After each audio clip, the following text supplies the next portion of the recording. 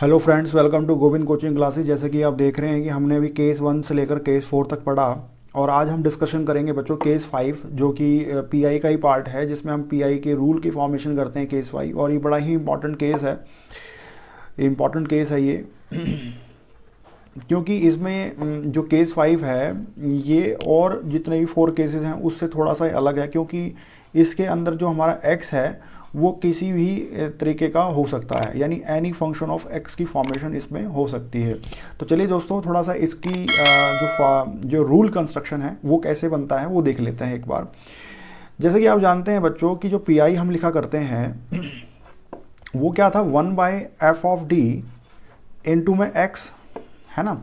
अब चूंकि हम केस 5 की बात कर रहे हैं तो केस कहता है कि एनी फंक्शन ऑफ एक्स, है ना। एक्स कुछ भी हो सकता है, जैसे एक्स ऐसे भी हो सकता है x times of sine x, x ऐसे भी हो सकता है x square times of sine square x, x ऐसे भी हो सकता है कि एक्स कॉस 2x, एक्स ऐसे भी हो सकता है एक्स ई की power 2x into sine 2x, x ऐसे भी हो सकता है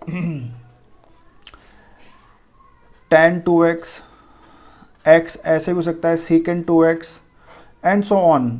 तो आप यहाँ देख रहे हैं बच्चों कि जितने भी हमने अभी यहाँ केस जो x की फॉर्मेशन बताई, इन सभी एक्सिस में जो है हमारा कोई भी ऐसा पार्ट नहीं है जो केस 1 से लेकर केस 4 को फॉलो कर रहा हो। तो अब हमें क्या करना है कि केस 5 के अंदर इस एफ डी को कैसे फैक्टराइज करना है और उसका क्या फॉर्मूला बनेगा वो हमने यहाँ पे देखना है। तो चलिए बच्चों, सबसे पहले हम बात करते हैं कि ये जो एफ डी है, एफ डी को वो कहता है कि इस फैक्टर्स के अंदर लीनियराइज करो। क्या करो? लीनियराइज द फैक्टर्स, है ना। जैसे एफ ऑफ जो डी है उसको आप तोड़ोगे, जैसे सपोज करो D into d-1, d-m2, d-m3 dot dot d-mn, है ना। इस तरीके से आपने क्या किया, अपने जो नीचे वाली एफ डी है उसको आपने क्या कर दिया बच्चों, फैक्टर्स कर दिया लीनियर, जिसकी पावर क्या है, सभी की पावर क्या है, 1 है। और बगल में आपने क्या लगा दिया बच्चों, x लगा दिया। तो अब वो कहता है कि क्योंकि ये सारे प्रोडक्ट, सारे जो फैक्टर्स हैं, जो लीनियर फैक्टर हैं, ये सब क्या है, प्रोडक्ट में है। तो प्रोडक्ट में होने की वजह से अगर आपको इसको ब्रेकअप करना पड़े, यानी इंडिविजुअल एक फैक्टर्स का अलग अलग निकालना पड़े, तो आप कैसे निकालोगे? With the help of partial fraction, जो कि हमने क्लास 12th क्लास में पढ़ा। पार्शियल फ्रैक्शन, पार्शियल फ्रैक्शन में जो क्लास 12th में हमने पढ़ा था वो ये पढ़ा था कि जब भी आप किसी दो फैक्टर्स को अलग अलग कर, जो प्रोडक्ट्स में हैं, डिनोमिनेटर में लीनियर फैक्टर्स हैं, उनको अगर आपने अलग अलग करना है तो you have to take some arbitrary constant, let's say a1 और d-m1 plus a2 some arbitrary constant d-m2 plus a3 some arbitrary constant a3 d-m3 dot dot A N सब arbitrary constant D M into ये जो पूरा बनेगा वो x के साथ बनेगा। तो आई होप कि बच्चों ये आपको समझ में आया होगा कि हमने सबसे पहले क्या किया, कि जो केस 5 हम डिस्कशन कर रहे हैं, केस 5x के अंदर एनी फंक्शन ऑफ x कैसा भी हो सकता है सिवाय केस 1, केस 2, केस 3, केस 4 को छोड़कर। क्योंकि केस 1 में हमने देखा कि x की वैल्यू क्या है, e की पावर ax। केस 2 में क्या है, sine ax plus cos sine ax plus B या cos ax plus B. Case 3 में क्या है, x की पावर m, यानी एल्जेब्रिक फॉर्म, यानी उसमें हम बाइनोमियल एक्सपेंशन इस्तेमाल करते हैं। केस 5 में क्या है, केस 5 में आपने देखा था e की पावर ax इंटू वी पढ़ा था। मगर आप ये देख रहे हैं कि ये उन सभी केसों से अलग है, यानी कोई ऐसा फंक्शन जो केस 1 से केस 4 तक फॉलो ना होता हुआ। तो उस केस में हम क्या करते हैं बच्चों, अपनी एफ डी यानी कि जो फंक्शन डी है उन फैक्टर्स को लीनियराइज करते हैं, अलग अलग फैक्टर्स में तोड़ देते हैं with the help of partial fraction concept. तो पार्शियल फ्रैक्शन कंसेप्ट में जब आप तोड़ोगे तो ये इक्वेशन जो बनेगी, ये क्या बनेगी, a1 times of 1 over d-m1 into X, क्योंकि मैं x को अंदर मल्टीप्लाई करूंगा, plus a2 times of 1 over d-m2 times of x, इसको मल्टीप्लाई करूंगा, plus a3 times of d-m3 times of X dot dot, और ये A N times of 1 over D minus M N times of X हो जाएगा। तो आपने देखा कि जो ये मेरी पी आई का फॉर्मेशन ये दिया हुआ स्टार्टिंग में, उसको मैंने कुछ इस तरीके से लीनियराइज कर दिया, अलग अलग तोड़ दिया। और अब बात आती है कि इस इक्वेशन को, इस वाले पार्ट्स को, ये जो हम इस पार्ट को डिस्कशन कर रहे हैं, इनका जो फार्मूला बनेगा पी आई के लिए, पी आई की जो फॉर्मेशन होगी इन फैक्टर्स के लिए, वो क्या क्या होगी। तो बच्चों हमें ध्यान देने वाली बात है, जो इसका फार्मूला बनेगा वो बनेगा इंडिविजुअल फैक्टर्स के लिए। वो क्या बनेगा देखो, वो कहता है कि 1 over D minus M X, है ना। तो ये कहता है ये m क्या है, m इज द फैक्टर, है ना, लीनियर फैक्टर, और x क्या है हमारा, जो हमारे को दे रखा है। अब वो कहता है कि यदि इसका फॉर्मूला लिखना हो तो वो क्या लिखोगे, e की power mx integration of x, जो कि ये x है आपका, इंटू e की पावर माइनस एम एक्स, है ना। ये जो m अगर यहाँ देखो ये फॉर्मूले के अंदर माइनस है, यानी d माइनस एम, तो फॉर्मूला स्टार्ट होगा e की power M X, X times of e की पावर, यहाँ दिया पॉजिटिव है, ध्यान अंदर क्या हो जाएगा, नेगेटिव हो जाएगा। तो इस तरीके से मैं अपने इस एक फैक्टर जो है उसका इस फॉर्मूले के साथ इम्प्लीमेंटेशन कर दूंगा। तो आई होप कि बच्चों आपको ये समझ में आया होगा, और ये सभी फैक्टर्स के लिए चलेगा, जितने भी हमारे पास नीचे फैक्टर्स बनेंगे उन सभी फैक्टर्स के लिए चलेगा। तो ये हुआ केस 5 में इस जनरलाइज फॉर्मूले के बारे में, और ये वेरी इंपॉर्टेंट है। केस 5 के अंदर ही ये सबसे ज़्यादा काम करता है। और चूंकि आप देख रहे हैं कि x मेरे पास x साइन x है, x स्क्वायर साइन 2x या x कॉस 2x या इसका मल्टीपल, इस तरह के क्वेश्चन बड़े इंपॉर्टेंट हैं, इस तरह के क्वेश्चन की फॉर्मेशंस बनती हैं। तो ये एक कंसेप्ट है। दूसरा इसके अंदर एक कंसेप्ट आता है बच्चों केस 5 के अंदर, वो है आपका आइलर थ्योरम। तो आइलर थ्योरम में क्या कहा गया, आइलर थ्योरम ये भी बड़ी इंपॉर्टेंट प्रॉपर्टी है बच्चों, जो अपने कह सकते हो कि केस 5 के लिए बड़ा इंपॉर्टेंट है। आइलर थ्योरम में कहा गया कि जब e की पावर आयोटा थीटा आप लिखोगे तो वो क्या लिखोगे, cos theta plus iota sine theta, है ना। यदि उसको नेगेटिव साइन में रिप्रेजेंटेशन देनी हो तो ये बन जाएगा cos theta minus iota sine theta.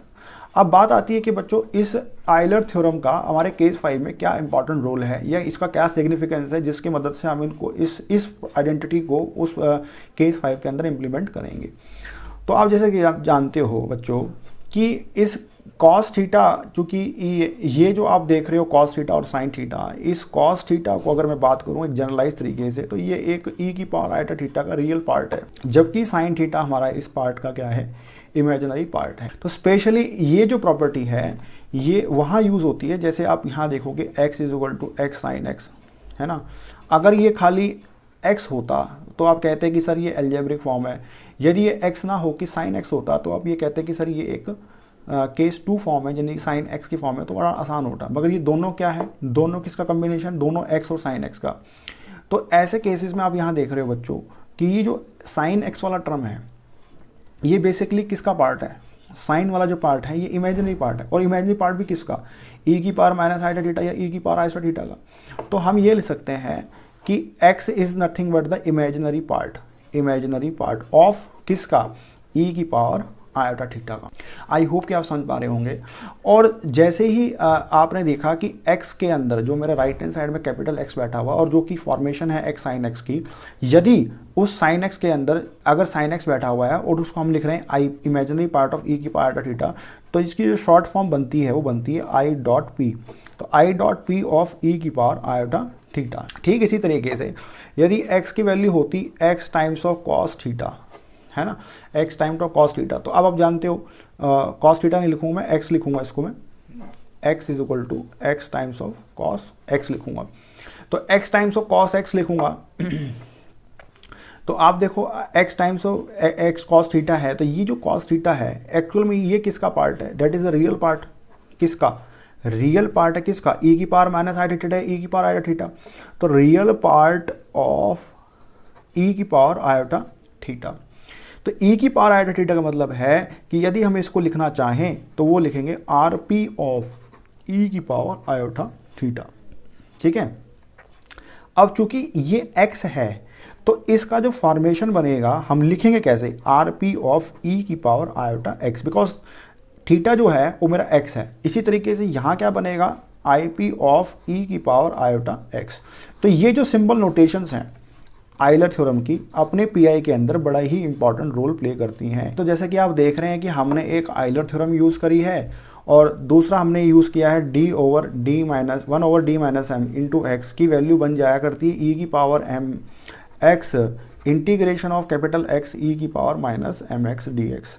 तो ये दो फॉर्मूलाज हैं बच्चों, केस 5 के अंदर प्रोमिनेंट तरीके से ये यूज़ होने वाले फॉर्मूलाज हैं।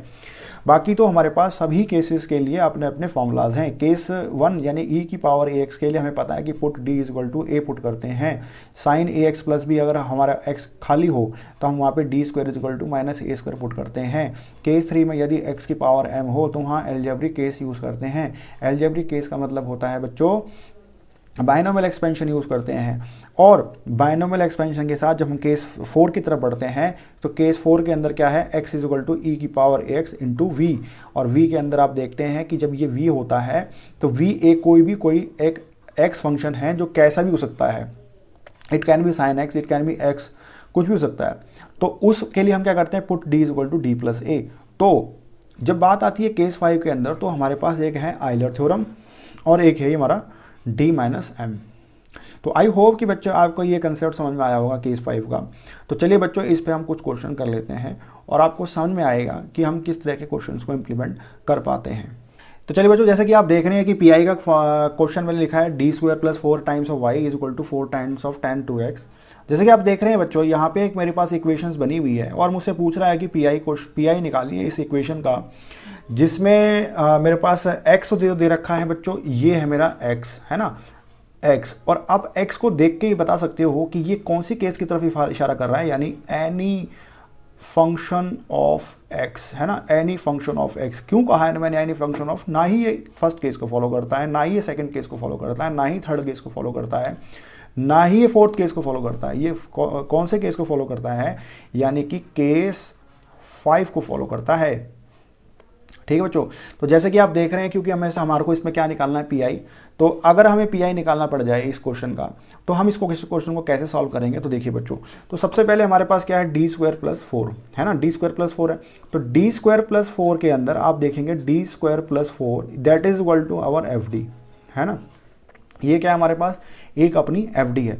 तो एफ डी है तो इस फंक्शन ऑफ डी का अगर थोड़ा सा हमें इसको अपने पी आई के फार्मूले में लिखना हो तो हम कैसे लिखते हैं बच्चों, 1 by F of D times of X, है ना, ये लिख देते हैं। तो that is equal to 1 by D square plus 4 times of 4 into tan 2x, यही लिख दोगे आप, है ना।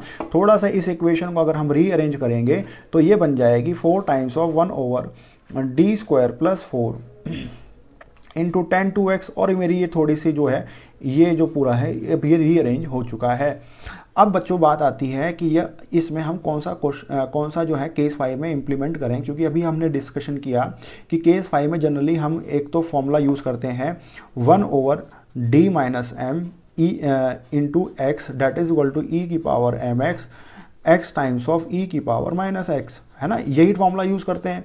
अब अगर इस फॉर्मूले का अगर इसका इस्तेमाल करना हो तो बच्चों आप ये देखो कि यहाँ पे डिग्री कितनी है 2, तो यानी कि इसको पहले हमें क्या करना पड़ेगा, फैक्टराइज करना पड़ेगा, यानी लीनियर फैक्टर्स के अंदर तोड़ना पड़ेगा। तो लीनियर फैक्टर्स के अंदर तोड़ने के लिए सबसे पहले हम क्या करेंगे बच्चों, can I write this denominator part as 4 times of d plus 2 iota into D minus 2 iota into tan of 2x हो जाएगा।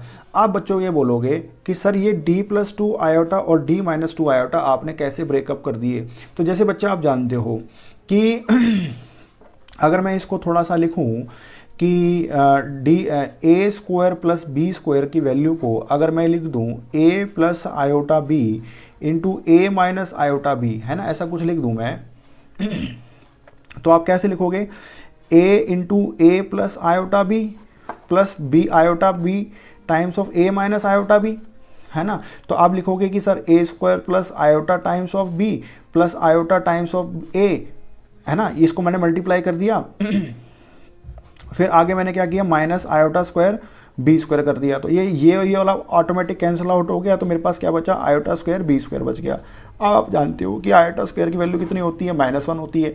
तो अगर मैं इसको लगाऊं तो ए स्क्वायर कितना हो गया, ये प्लस बी स्क्वायर हो गया। तो आपने देखा बच्चों कि जो ए स्क्वायर की वैल्यू है, ये वैल्यू के फैक्टराइज क्या है, ए प्लस आयोटा बी और ए माइनस आयोटा बी है। तो इसका मतलब है कि मैं अपने डी स्क्वायर प्लस 4 की वैल्यू को मैं इस तरीके से तोड़ सकता हूँ। ठीक बच्चों, तो अगर हमें तोड़ दिया तो मैंने तोड़ दिया अकॉर्डिंग टू दिस फॉर्मूला। ये फॉर्मूला भी आपने एग्जामिनेशंस में यूज़ कर सकते हो कि मैंने इस फॉर्मूले को कैसे तोड़ा।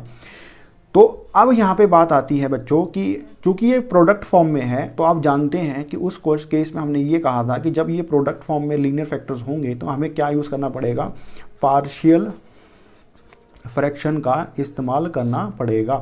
तो पार्शियल फ्रैक्शन का जब इस्तेमाल करते हो बच्चों तो ये फॉर्मूला क्या बनेगा, 4 टाइम्स ऑफ, है ना, सम आर्बिट्री कांस्टेंट। जैसे हमने वहाँ A1 लिया था, मैं यहाँ ए और B ले रहा हूँ क्योंकि यहाँ पे दो ही फैक्टर्स हैं, तो हमारे को आसानी होगी D plus 2 iota plus B times of D minus 2 iota, और ये मेरा बन जाएगा 10 to x, है ना। तो हमने देखा कि A and B are the 2 arbitrary constants values, जिसकी वैल्यू मुझे पता नहीं, वो जो मैं फाइंड आउट करनी with the help of partial fraction.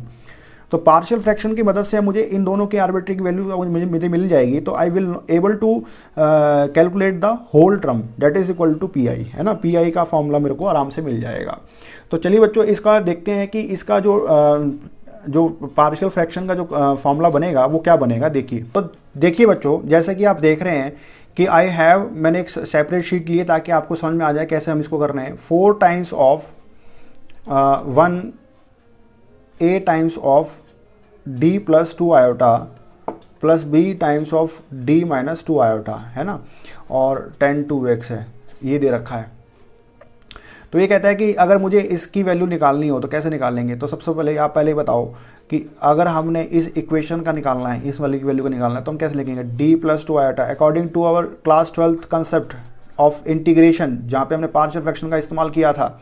तो क्या किया था, A over D plus 2 iota plus B over D minus 2 iota, इस तरीके से लिख दिया करते थे। फिर हम इसका क्या करते थे, एलसीएम लेते थे।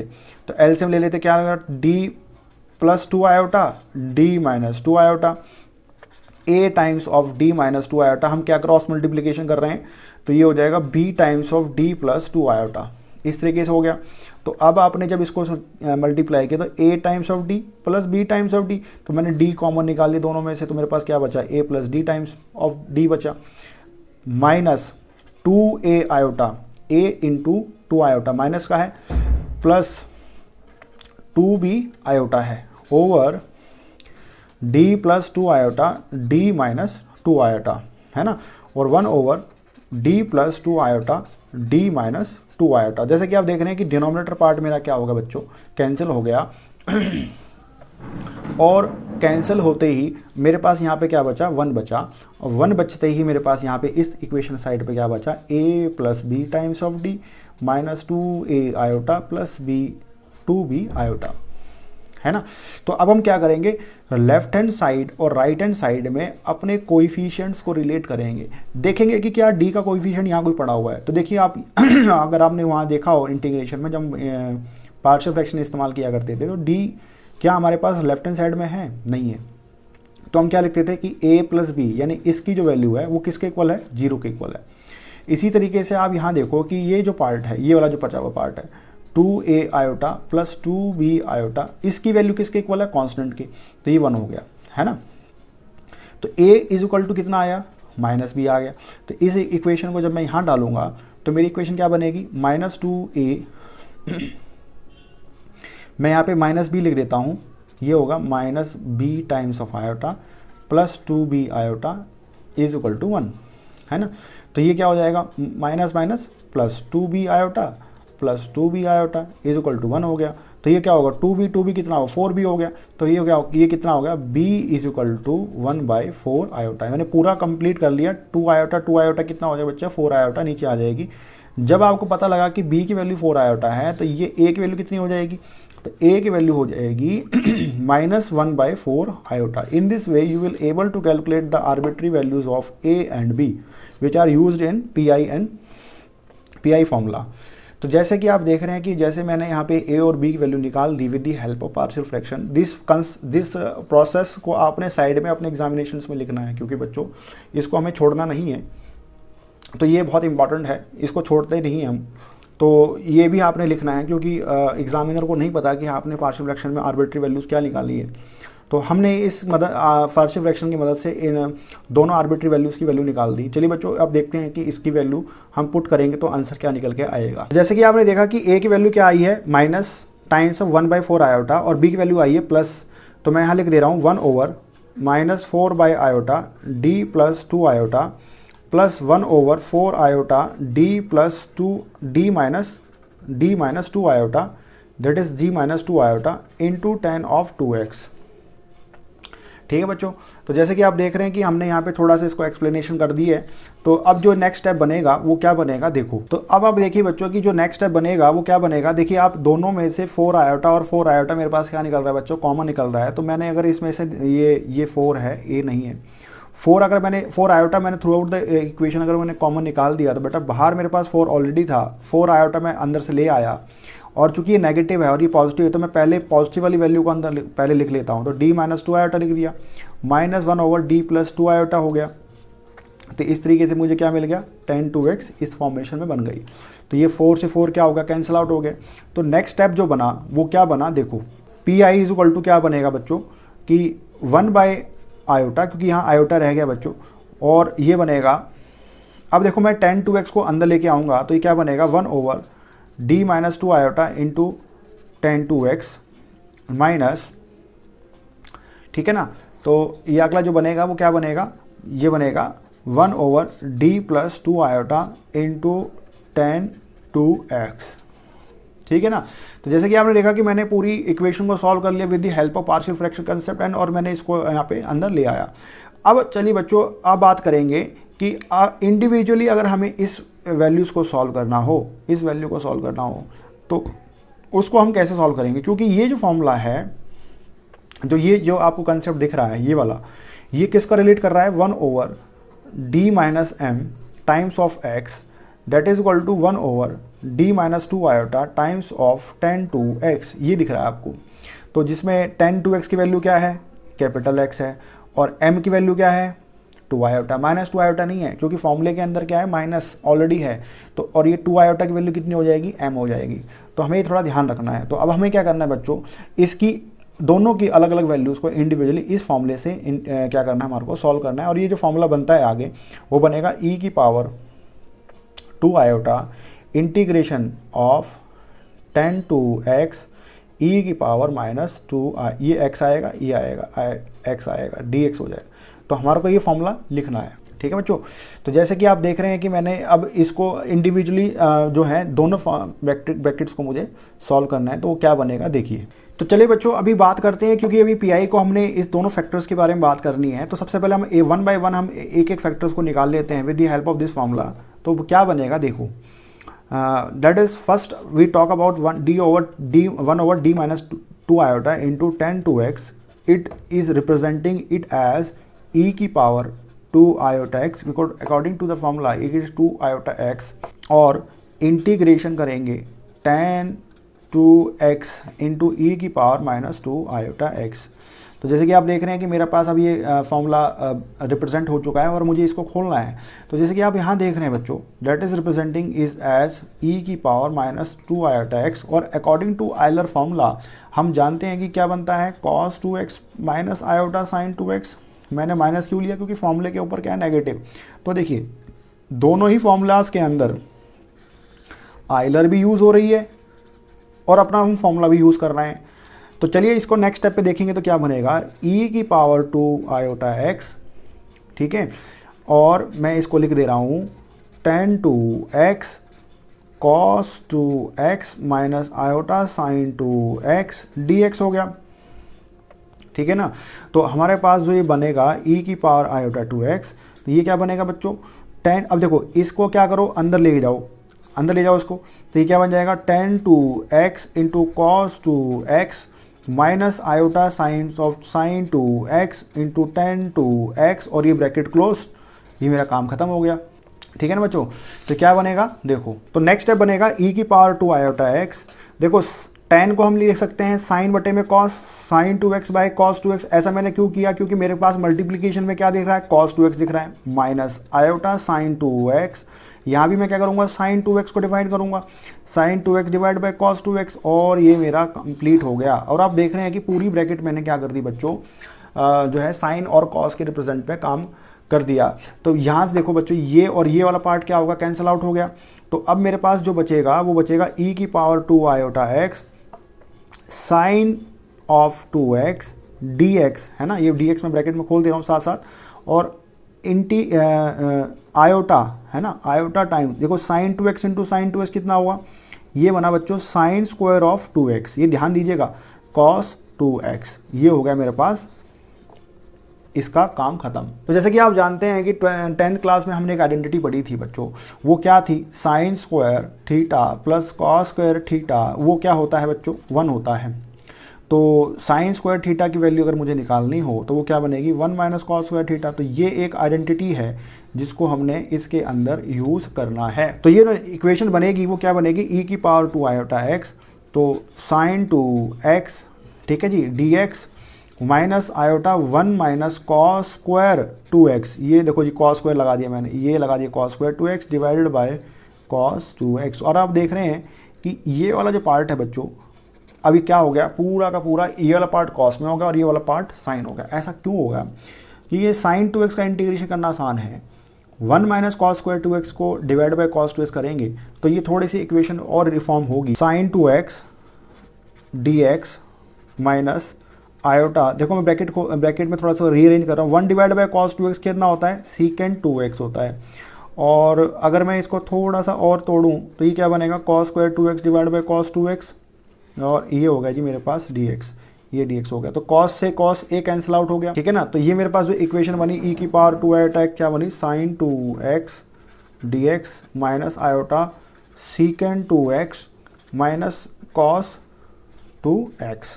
तो अब ये देखेंगे कि मेरे पास ये जो पूरा स्टेप है लीनियराइज हो गया है, और अब इसके अंदर मेरे पास जस्ट क्या रह गया बच्चों, इसके अंदर हमारे पास फॉर्मूला लगाना रह गया है।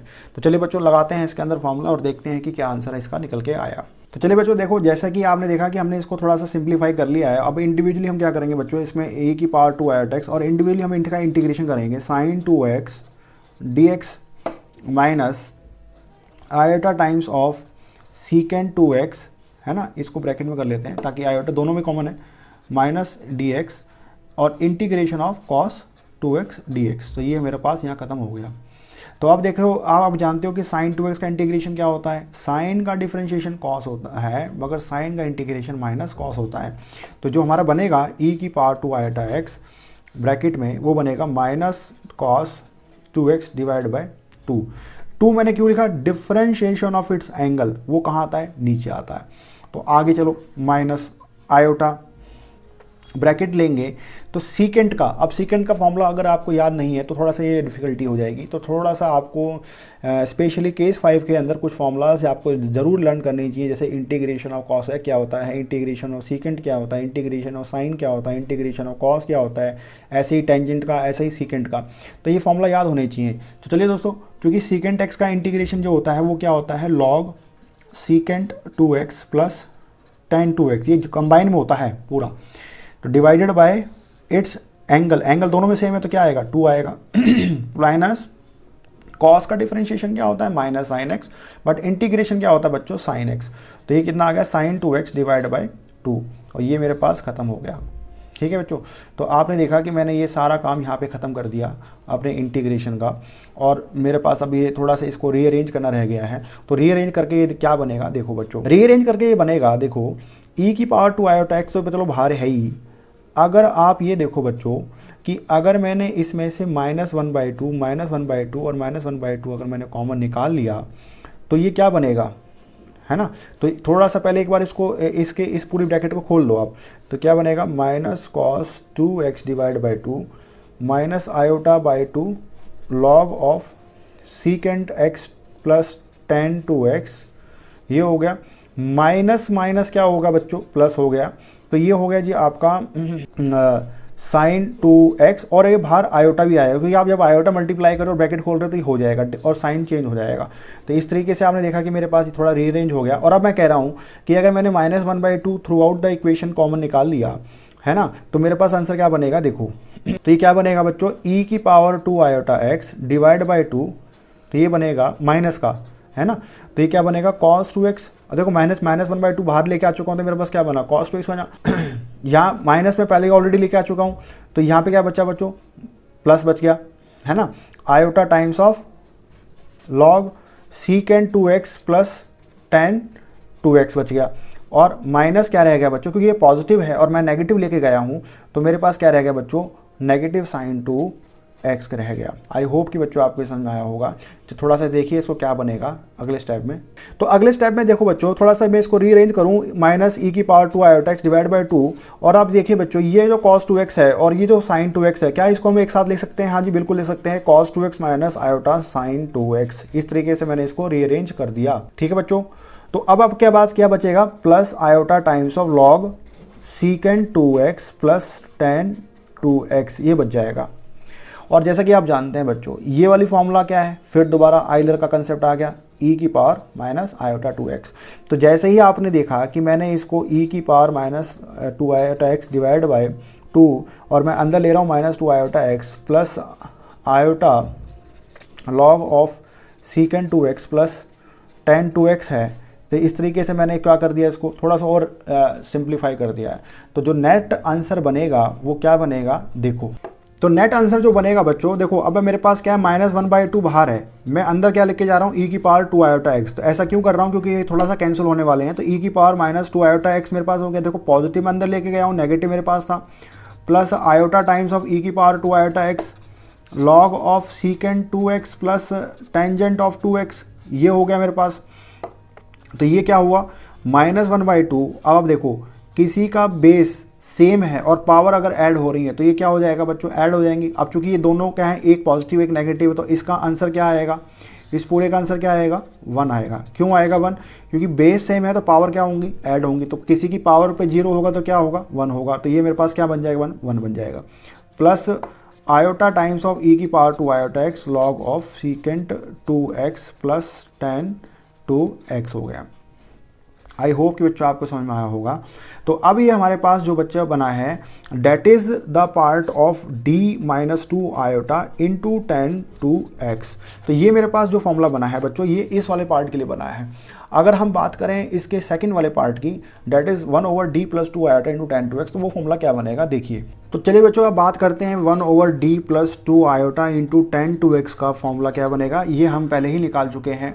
अब बात करते हैं कि इसके पॉजिटिव वाले की वैल्यू कैसे करेंगे। तो देखिए बच्चों, मैं क्या करूँगा कि आयोटा जो मेरे पास है, अगर मैं इसको चेंज कर रहा हूँ माइनस आयोटा की साइन से, क्योंकि देखो जब ये आयोटा की जगह प्लस आयोटा होगा तो माइनस माइनस क्या होगा, प्लस हो जाएगा।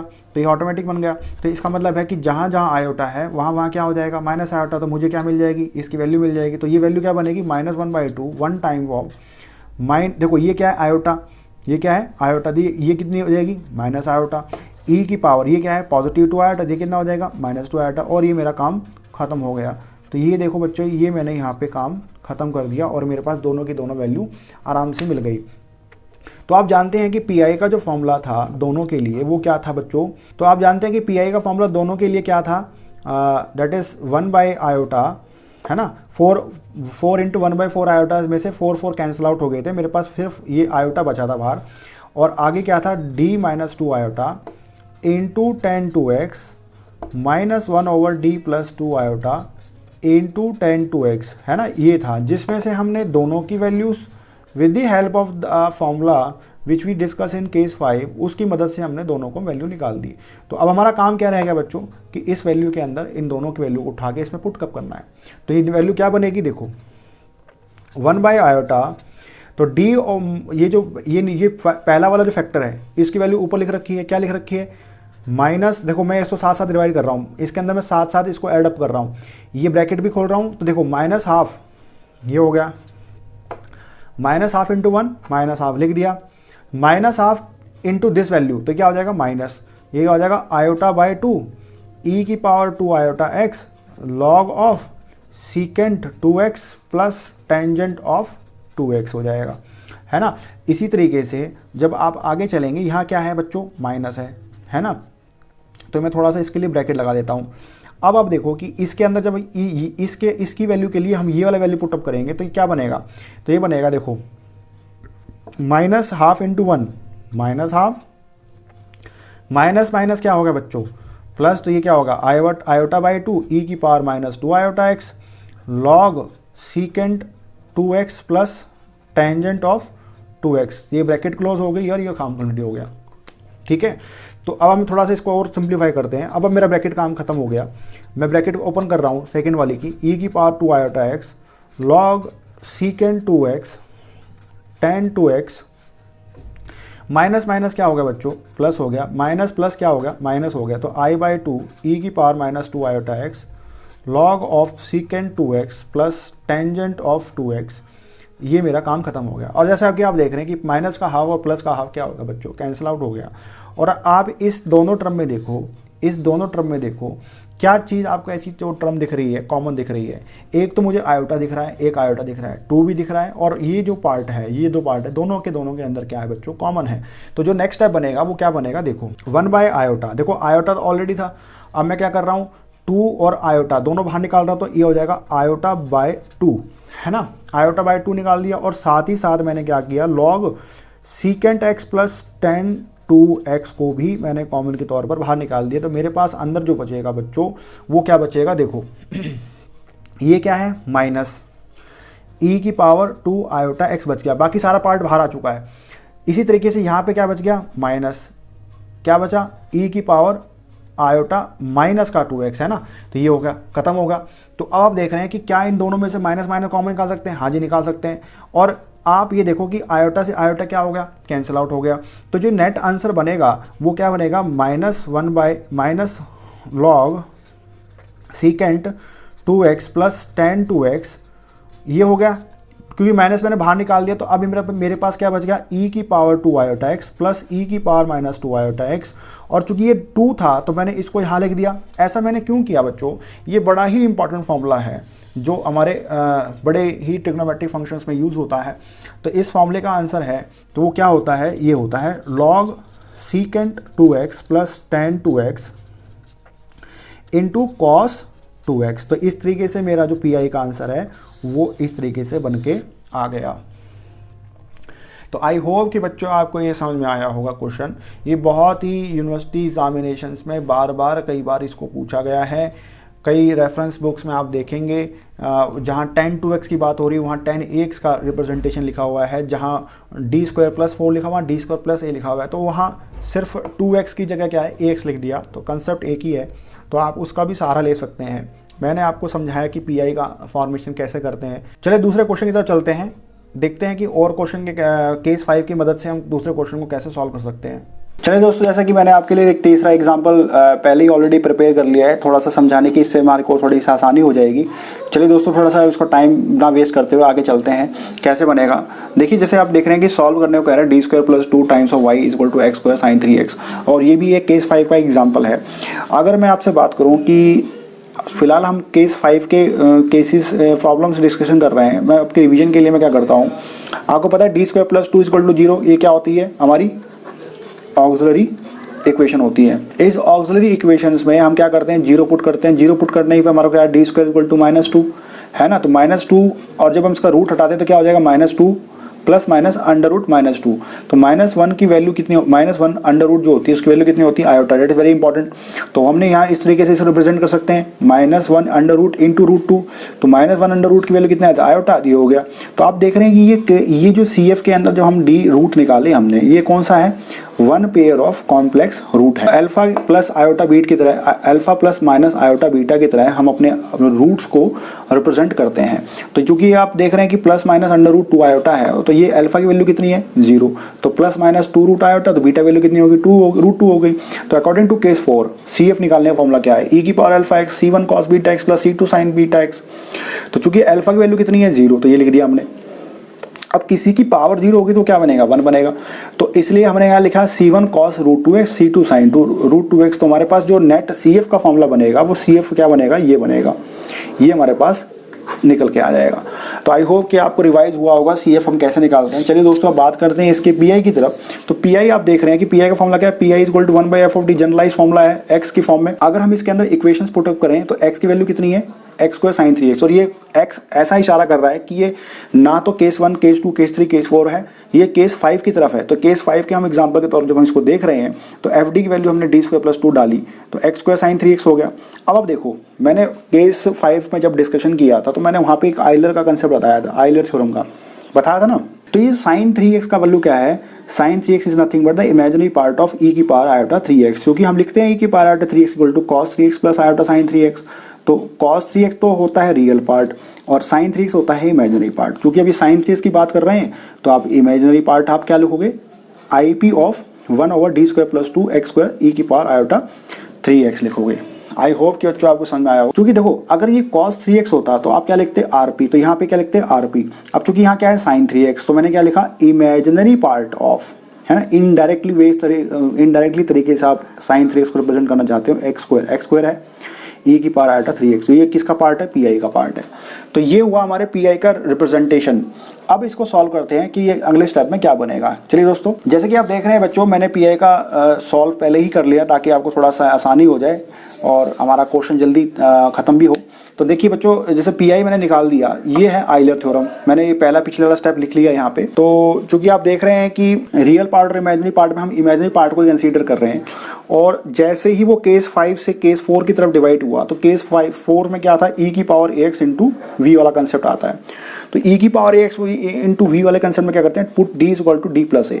तो a एक्चुअल में है क्या, a आपका क्या है 3 आयोटा है, क्योंकि x के साथ क्या लगी हुई है 3 आयोटा लगी हुई है। तो ध्यान दीजिएगा आयोटा को नहीं छोड़ना, x के साथ जितना भी पार्ट होगा वो आपने 3 आयोटा के साथ लगाना है। तो इसके बाद इसकी वैल्यू क्या बन जाएगी, d इज इक्वल टू क्या बन जाएगा d प्लस ए, यानी 3 आयोटा, है ना। तो ये वैल्यू हम कहाँ पुट करेंगे बच्चों, अपने d वाले वैल्यू में पार्ट पुट करेंगे। तो d प्लस 3 आयोटा का whole square plus 2 into x square. जैसे ही आपने e के पावर 3 आयोटा x का काम खत्म किया तो e की पावर आयोटा कहाँ आ जाएगा, लेफ्ट हैंड साइड में आ जाएगा। तो मैं a प्लस बी का होल स्क्वायर खोल रहा हूँ, डी स्क्वायर प्लस 3 आयोटा का whole square plus 2 3 iota into D plus 2। तो इमेजिनरी पार्ट ऑफ e की पावर आयोटा 3x, ये क्या बन जाएगा, देखो a डी स्क्वायर 3 स्क्वायर मतलब 9 आयोटा स्क्वायर, ए कितना हो जाएगा, आयोटा की वैल्यू कितनी होगी -1, तो 9 आयोटा की वैल्यू कितनी होगी -9, वेरी इंपॉर्टेंट। तो मैंने यहाँ पे डाल के इसकी वैल्यू यहाँ डाल दी। तो ये कितना होगा 6 आयोटा डी आयोटा प्लस 2 हो गया। अब देखो इमेजिनरी पार्ट ऑफ e की पावर 3 आयोटा x, तो ये क्या होगा, थोड़ा सा मैंने इसको सिंप्लीफाई किया, डी स्क्वायर 6 डी आयोटा ये लिख दिया मैंने, है ना, और -9 प्लस 2 कितना होगा -7 हो गया, रिप्रेजेंट हो गया। अब चूंकि आप देखते हो कि चूंकि ये x की पावर m वाला केस है, यानी केस 3 वाला केस में, यानी केस 5 से केस 4 और केस 4 से केस 3 पे आ गए। केस 3 में हम क्या करते थे कि 1 प्लस 5 ऑफ डी का जब फॉर्मेशन कर देंगे तो हमारे पास बाइनोमियल एक्सपेंशन आराम से लग जाएगी। तो हमने क्या करना है कि मैं लोअर डिग्री टर्म डिनोमिनेटर में, बच्चों डिनोमिनेटर के अंदर मेरे पास जो है लोवेस्ट डिग्री डी टर्म कौन सी है -7। कैसे, डी का स्क्वायर डी का 1, तो डी की पावर कितने हो गए 0, तो डी की पावर 0 क्या है, लोवेस्ट डिग्री टर्म है। उस -7 को मैंने क्या किया, थ्रू आउट द डिग्री मैंने through out the denominator part में से मैंने ब्रैकेट में से क्या निकाल दिया, कॉमन निकाल दिया। तो क्या बचा -d² / 7 plus 6d iota -7 plus 1 into x square. तो ये मेरा क्या होगा, एक प्रॉपर फॉर्मेट बन गई 1 + 5 ऑफ d की फॉर्म। तो जो इसका नेक्स्ट स्टेप बनेगा वो क्या बनेगा, चलिए दोस्तों देखते हैं। जैसे कि आप देख रहे हैं कि पिछला वाला स्टेप हमने इसको इस तरीके से रिप्रेजेंट किया था, तो IP ऑफ e की पावर आयोटा 3x - 7, तो मैंने इसको रीअरेंज कर दिया। और ये क्या है आपका, that is nothing but 5 of d, that is some part of d which is left, है ना, जो रह गया 1 हमारे पास बन गया। तो ये हमारे पास 1/f of d x, f d inverse x की वैल्यू क्या होती है एल्जेब्रिक, ये एल्जेब्रिक फॉर्म बन गई हमारी, एल्जेब्रिक फॉर्म, है ना। तो ये इसको हमने क्या लिख दिया, f d inverse of x की पावर m, यही वैल्यू को मैंने क्या पुट कर दिया, यहाँ पुट कर दिया, तो मेरा ये बन गया। तो फॉर्मूला क्या बनता है f d का 1 + 5 ऑफ d, 1 + 5 ऑफ d को मैंने कहाँ पुट किया, इस वाले पे पुट किया, तो मेरे पास ये फॉर्मूला बन गया। फॉर्मूला वही है, हम रिवाइज कर रहे हैं इसको, F D equal to 1 + 5 of D, 1 + 5 D inverse x की पावर m। तो बच्चों अब क्या करना है, अब आप जानते हो कि बाइनोमियल एक्सपेंशन का फॉर्मूला क्या होता है, 1 + x की power n is equal to 1 + n times of x की power n 1 factorial plus 1 + n times of n - 1 factorial x square by 2 factorial plus dot dot dot. हम क्या करते हैं, हम सिंप्लिसिटी के लिए पहली दो टर्म्स ही कंसीडर करते हैं, क्योंकि जब ये x डलेगा, ये x क्या है, ये x यही है ना। तो इस x को जब आप होल स्क्वायर करोगे तो it will be a very difficult term. तो अब आपने क्या करना है कि हम इसकी सिंप्लिसिटी के लिए पहली दो टर्म ही कंसीडर करते हैं। तो चलिए बच्चों, इसका जो नेक्स्ट स्टेप बनेगा वो क्या बनेगा, देखो IP ऑफ e की पावर 3 आयोटा x - 7, तो ये क्या हो जाएगा d² - 7 - 6d आयोटा बाई 7 की वैल्यू -1 एक्स का स्क्वायर। देखो ये मैंने क्या कर दिया, -1 ले गया, इस डिनोमिनेटर पार्ट को ऊपर ले जाऊंगा तो -1 बन जाएगा। अब मेरे को क्या करना है, यहाँ पे बाइनोमियल एक्सपेंशन का इस्तेमाल करना है। तो बाइनोमियल एक्सपेंशन का इस्तेमाल करेंगे तो आई पी ऑफ ई की पावर आयोटा 3x -7 1 1 एन की वैल्यू कितनी है बच्चों, -1, एक्स की वैल्यू कितनी, यही एक्स पूरा, तो ये कितना होगा -d² / 7 -6d iota by 7 divide by 1 factorial plus dot dot dot, क्योंकि मैं आगे यूज नहीं करूंगा कि बहुत टिपिकल टर्म बन जाएगी, ये खत्म होगा मेरे पास x²। ठीक है, तो इसको थोड़ा सा और सॉल्व कर लेते हैं। ये क्या बन जाएगा, आई पी ऑफ ई की पावर आयोटा 3x -7, तो ये क्या बन जाएगा, देखो प्लस माइनस माइनस, और ये माइनस पूरी एंटायर में से आ जाएगा तो क्या हो जाएगा, ये प्लस हो जाएगा, तो ये क्या हो जाएगा d² / 7 plus 6d iota bye 7, है ना, माइनस ये जब मैं पूरी ब्रैकेट में से मान, तो ये अंदर ब्रैकेट में प्लस हो गया, और माइनस जब मैं बाहर लेके आऊँगा तो माइनस माइनस क्या होगा, प्लस हो जाएगा, तो फर्क पड़ेगा नहीं, तो ये कितना हो गया डॉट डॉट x² हो गया। तो जैसे हमने बाइनोमियल एक्सपेंशन में सीखा था, जो अलजेब्रिक टर्म बाहर पड़ी हुई है उसको मैं किससे डिवाइड मल्टीप्लाई करूंगा, एक बार 1 से डिवाइड मल्टीप्लाई करूंगा, और इसको एक बार इससे मल्टीप्लाई करूंगा, और इसको इस बार मल्टीप्लाई करूंगा, तो मेरा आंसर निकल के आ जाएगा। जैसे कि आप देख रहे हैं बच्चों, अभी पिछले एग्जाम्पल में हमने डिफाइन किया था 1/d² अगर हो तो उसका मतलब क्या होता है, डबल इंटीग्रेशन। अगर ये खाली 1/d होता तो ये होता है सिंगल इंटीग्रेशन, है ना। अब बात आती है कि d, अगर ये ऐसे होता d²/1 तो ये क्या होता है, डबल डिफरेंशिएशन, और d होता तो ये होता है सिंगल डिफरेंशिएशन, है ना। तो ध्यान दीजिएगा, दोनों ही सारे ही प्रॉपर्टीज हमारी इस केस 5 में लग रही हैं। तो d² दे रखा है, तो ये कहता है कि d² ऑफ x² क्या होता है ना, ये निकालना है। तो सबसे पहले d² से पहले मेरे को क्या पता होना चाहिए, d पता होना चाहिए। तो d का मतलब क्या हुआ, d ऑफ x² यानी क्या हुआ 2x, यानी फर्स्ट डिफरेंशिएशन, x² का डिफरेंशिएशन क्या होता है 2x। इसका जब हम इसका एक बार और डिफरेंशिएशन करेंगे तो क्या बनेगा हमारे पास 2, है ना। तो आई होप कि आप समझ में आया होगा कि हमें ये क्या क्यों जरूरत पड़ रही है, क्योंकि हमारा d² भी पता है और d भी मिला है। तो सिंगल d का मतलब क्या होता है सिंगल डिफरेंशिएशन, डबल डिफरेंशिएशन क्या होता है d²। तो d² of d of x² क्या होता है 2x होता है सिंगल डिफरेंशिएशन। 2x का एक बार और डिफरेंशिएट करें तो मुझे क्या मिल जाएगा d², उसकी वैल्यू कितनी होती है 2। तो आई होप कि बच्चों आप समझ आएगा, और ये वैल्यू दोनों हमारे को कहाँ डालनी है, इस आंसर के अंदर डालनी है, जिससे हमारा आंसर और आसान आ जाए। चलिए दोस्तों, अब इसको नेक्स्ट टाइम में बनेगा तो क्या बनेगा देखेंगे। चलिए दोस्तों, कि जैसे कि मैंने इसमें पहले ही जो पिछला जो स्टेप था वो मैंने यहाँ पे लिख दिया है पहले ही ऑलरेडी।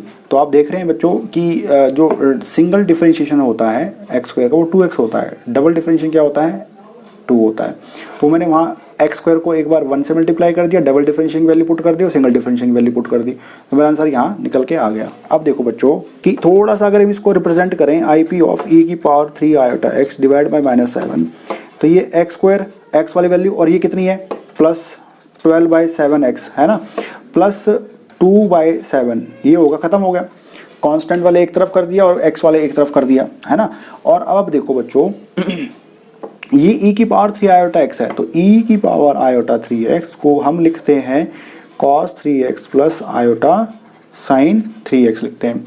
तो वो चीज़ हमने यहाँ भी लिखनी है, तो ये क्या बन जाएगा, imaginary part of cos 3x plus iota sin 3x divide by -1/7। और देखो है ना, यहाँ पे एक आयोटा भी छूट गया है, पीछे आयोटा था, ये आयोटा, ठीक है। तो अब देखो बच्चों, रियल पार्ट और इमेजिनरी पार्ट कौन से होंगे, जो जिसमें आयोटा नहीं होगा, तो x² प्लस 2/7 ये मेरे पास क्या होगा कांस्टेंट टर्म हो गया, ठीक है जी। और जो आयोटा वाली टर्म्स है वो कौन सी है 12/7 इंटू x, है ना, ये मेरी कौन सी है इमेजिनरी वैल्यू है। तो अब मैं क्या करूंगा, एक बार cos 3x को इस पूरी इक्वेशन से मल्टीप्लाई करूंगा और एक बार sin 3x को इस पूरी इक्वेशन से मल्टीप्लाई करूंगा, I will get the proper representation of this PI। तो ये क्या बनेगा बच्चों, देखो जैसे ही आप इसको लिख रहे हो तो IP ऑफ, है ना, मैं इसको थोड़ा सा लिख रहा हूँ माइनस, ये IP ऑफ -7/7 cos 3x, जब मैं इसको मल्टीप्लाई कर रहा हूँ किसके साथ x² प्लस 2/7 के साथ, फिर कर रहा हूँ plus iota 12/7 x times of cos 3x, ठीक है ना। फिर मैं मल्टीप्लाई कर रहा हूँ इस वाले पार्ट को इसके साथ, तो ये बन जाएगा iota times of sine 3x x square 2/7, है ना, ये हो गया। फिर मैं इस वाले को इससे मल्टीप्लाई कर रहा हूँ, तो आप देखेंगे iota square sine 3x 12/7x, ये कंप्लीट हो गया। तो आयोटा स्क्वायर की वैल्यू कितनी होती है -1, तो ये यहाँ पे क्या आ जाएगा -1 आ जाएगा। तो जो अब हमारा करने का मतलब ये है कि IP जो बनेगा -1/7, है ना, तो वो क्या बनेगा, थोड़ा सा इसको मैं रीअरेंज कर देता हूँ, cos 3x x square plus 2/7 plus 12 iota by 7 x cos 3x, ठीक है, plus iota sine 3x x square plus 2/7। और देखो आयोटा की वैल्यू कितनी है -1, तो ये -1 हो गई, माइनस साइन 3x और ये 12 इंटू 12/7x, ये कंप्लीट हो गया, ठीक है बच्चों। तो ये हमारा जो बन गया। अब हमारा काम करना क्या है कि इसको रीअरेंज करो रियल पार्ट और इमेजिनरी पार्ट के अंदर। रियल पार्ट और इमेजिनरी पार्ट से हमारा काम आसान हो जाएगा। तो रियल पार्ट और इमेजिनरी पार्ट में पहले इसको सेग्रीगेट करो, तो सेग्रीगेट करेंगे 1/7। देखो रियल पार्ट कौन सा है, एक तो ये वाला पार्ट है जिसमें आयोटा नहीं है, एक ये वाला पार्ट है जिसमें आयोटा नहीं है। तो इसको हम कैसे लिखेंगे, x square 2/7 cos 3x minus 12/7x sine 3x, ये होगा जी मेरे पास एक रियल पार्ट। अब अगर बात करते हैं, देखो इसमें कितना आयोटा, इसमें भी आयोटा, तो मैंने आयोटा को एक बार यहाँ लिख लिया बाहर, करली ब्रैकेट चालू करी, तो मेरे पास हो गया बच्चों 12x/7 cos 3x plus x square by 2/7 sine 3x, ये कंप्लीट हो गया। तो हमने देखा कि दोनों मैंने रियल पार्ट और इमेजिनरी पार्ट्स को अलग अलग कर दिया। रियल पार्ट मेरे पास ये दिख रहा है, this is the real part and this is the imaginary part. आपसे वो मांग क्या रहा है, इमेजिनरी पार्ट मांग रहा है। तो इमेजिनरी पार्ट ऑफ किसका, इस पूरी ब्रैकेट में से इमेजिनरी पार्ट कौन सी है, ये वाली है, तो हमें कौन सी चाहिए, ये वाली।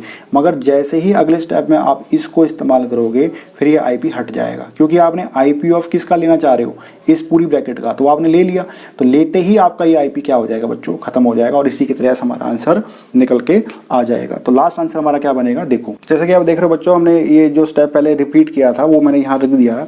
अब कह रहा है कि IP निकालना है किसका, इस वाले पार्ट का। तो जैसे ही आपने लिखा ये PI है, PI बनेगा किसका, -1/7 ऑफ किसका, इस पूरी ब्रैकेट का। तो IP कौन सा है, ये वाला पार्ट है। तो आपका आंसर क्या आ जाएगा, 12/7 cos 3x, x भी रहेगा यहाँ पे, plus x square by 2/7 sine 3x। तो ये मेरा पास कंप्लीट उस आंसर का निकल के आ जाएगा। तो आई होप कि बच्चों आपको ये जो तीनों अलग अलग वैरायटीज़ के क्वेश्चंस हैं केस 5 के ऊपर डिफाइन करते हैं, जिसमें हम लोगों ने ये डिस्कशन किया कि 1/d माइनस m x है वो क्या होता है, e की पावर mx x e की पावर माइनस mx dx। ये फैक्टराइजेशन के ऊपर काम किया, और एक आइलर थ्योरम के ऊपर काम किया, e की power iota theta cos theta plus iota sine theta. तो ये तीनों ही टर्म्स जो हैं बड़ी, जो दोनों ही फैक्टर्स हैं, ये केस 5 के अंदर बड़े प्रोमिनेंट तरीके से यूज़ होते हैं। और कॉम्पैक्ट इकोस केस 5 जो है हमारा यहाँ पे सॉल्व हो गया। आप अपना जो है और वैरायटीज़ के क्वेश्चन इसमें यूज़ कर सकते हो, जिससे कि आपको थोड़ा प्रैक्टिस हो जाए। अपने रेफरेंस बुक से भी आप इसको प्रैक्टिस कर सकते हो। तो मेरे एंड से इसमें केस 5 के अंदर जो अच्छे क्वेश्चन बन सकते थे वो मैंने इसके अंदर कवर करवा दिए हैं। आप अपने तरफ से ट्राई कीजिए, अपने सजेशंस हमारे को देते रहिए, और अपने कमेंट बॉक्स सजेशन करते रहिए कि किस तरह के क्वेश्चंस हमारे वीडियोस में और अपडेशन की रिक्वायरमेंट है। तो चलिए बच्चों, अगले लेक्चर में मिलेंगे कुछ और नए टॉपिक के साथ। आज इस लेक्चर में इतना ही। Thank you.